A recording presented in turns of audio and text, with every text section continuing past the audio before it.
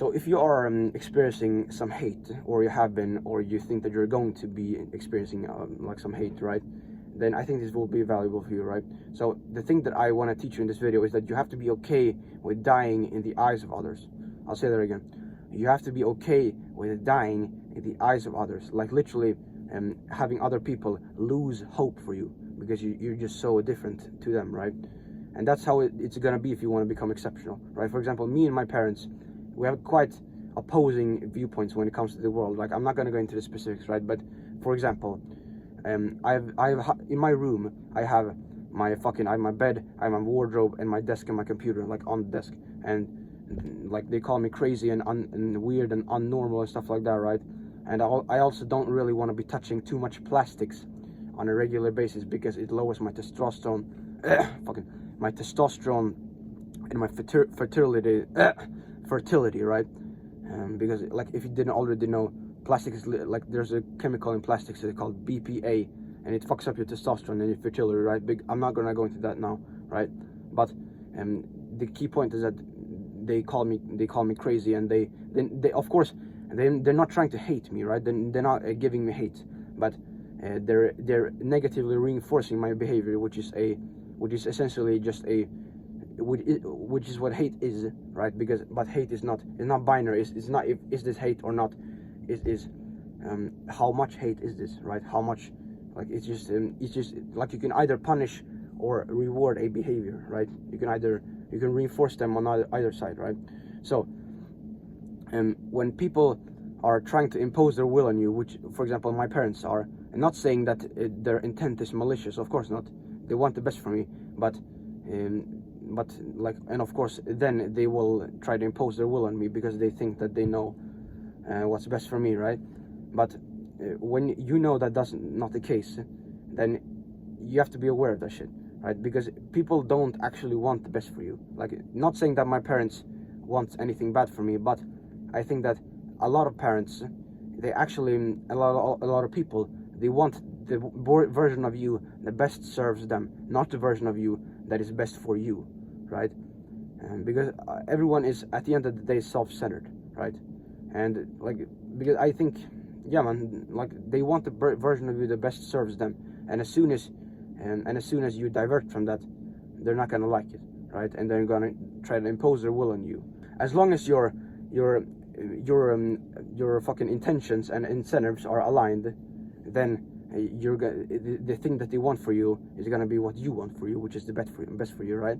But at a certain point, you have to decide whose dream of you is going to have to die. Because either, like, for example, my parents want me to do a certain thing with my life, right? And then or at least they think that something is going to be the best for me, right? And then I have something, like, things that I think is going to be the best for me, which is what my dream for myself, right? And one of these dreams are going to have to die to some extent, right? But what most people do is that they have the people's dreams of them and their dreams of them, and then they kind of have one paw in each world, right? And it doesn't work like that. And it ends up not meeting anyone's expectations, right?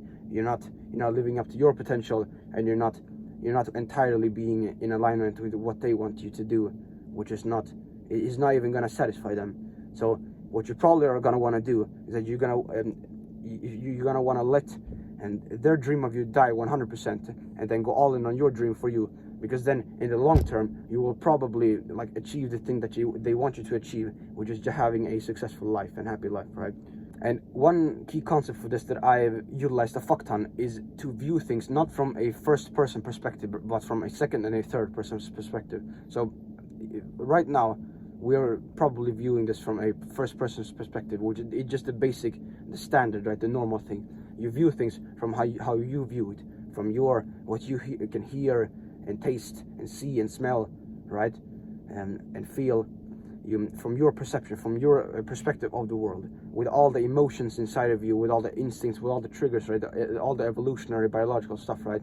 So when people come and give you hate in any sense, right, that is going to trigger a bunch of emotions inside of you, and it's going to be much harder for you to actually make rational and logical decisions when you are in that state, right? So what you want to do, in my opinion and in my experience, is that you want to be thinking from either second or a third person.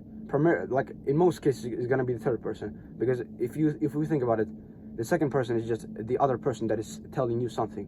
If there's a guy here and there's a guy here, fucking talking, right, and this guy it's giving this guy a bunch of hate. He tells him a bunch of mean things.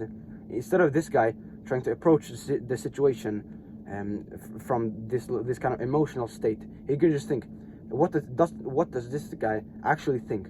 What does he want? Why is he's telling me this, right? And it gives you a much broader perspective of everything overall, but not as broad as third person's perspective, because then you're viewing everything from outside, and that is the ultimate point, in my opinion, because you're entirely detached from emotions, and you can make absolutely and utterly logical and rational decisions, right? And like, for example, hate is not like people. You probably, if you have experienced hate of any kind, then, which you probably have done if you clicked on this fucking video, right? Then you're probably making it seem more dramatic than it actually is, or at least your emotions are telling you that it is more dramatic than it actually is, right? Because hate is just feedback from the environment, right? And you can do whatever the fuck you want with that feedback, with that data, right? And it's not good or it's not bad. Like it's neither of those. Not good or bad. It just is. Hate it just is, right? It's not. We don't have to actually, like, we can decide not to put any emotional charge into the hate that we receive. You can just take it, right? It doesn't matter, right? If someone tells you that you're a stupid bitch or some fucking shit, right? You can view it from third person, like logically.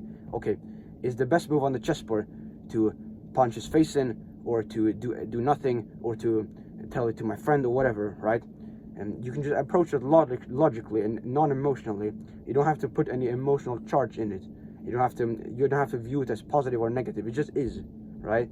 And that's my framework for hate, right? If people are trying to impose their will on you, and they're trying to tell you how the fuck you should live your life, and that you're living your life in the wrong way, then you can take that as data. You can question the validity of it, how valid it is, and then you can make your judgment off of there, right? And I think you just gotta have the balls to not care about what other people think. Like, of course, all of us say that we don't give a shit, right? But we actually have to live like that if we're trying to embody those values of independence and of courage and bravery, right? Because it's extremely hard to actually like go against the flow when it comes to social situations, when it comes to like a pack, some kid, right? Pack, like herd behavior, all of the herd instincts, the fucking the group thing that's been instilled in our biological processes and our instincts. It's very hard to go against that shit, but when you can, I think you unlock so much more of your potential.